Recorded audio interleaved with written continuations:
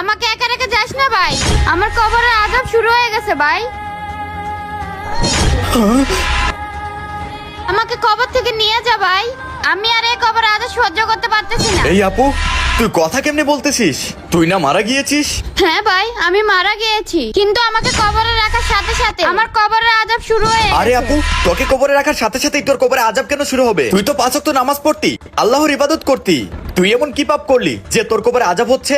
আমি তো কিছুই বুঝতে পারছি না। হ্যাঁ ভাই, আমি তো আল্লাহর ইবাদত করেছি, 5 ওয়াক্ত নামাজ পড়েছি, কিন্তু আমার জানা মতে আমি একটা পাপই করেছি। আমার জামার সাথে অনেক খারাপ ব্যবহার করেছি ভাই, তাকে কখনো একটুও সম্মান দিই নাই, যার কারণে আল্লাহ হয়তো এই আমার কবরে এত আযাব দিচ্ছে। হ্যাঁ আপু, বুঝতে পারছি আপনার হয়তো এই পাপটার কারণে আপনার কবরে আযাব হচ্ছে।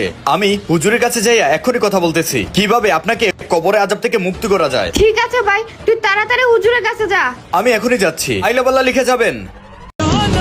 তো বন্ধুরা, তোমার সুন্দর হাত দিয়ে আমাদের চ্যানেলটি সাবস্ক্রাইব করে দাও।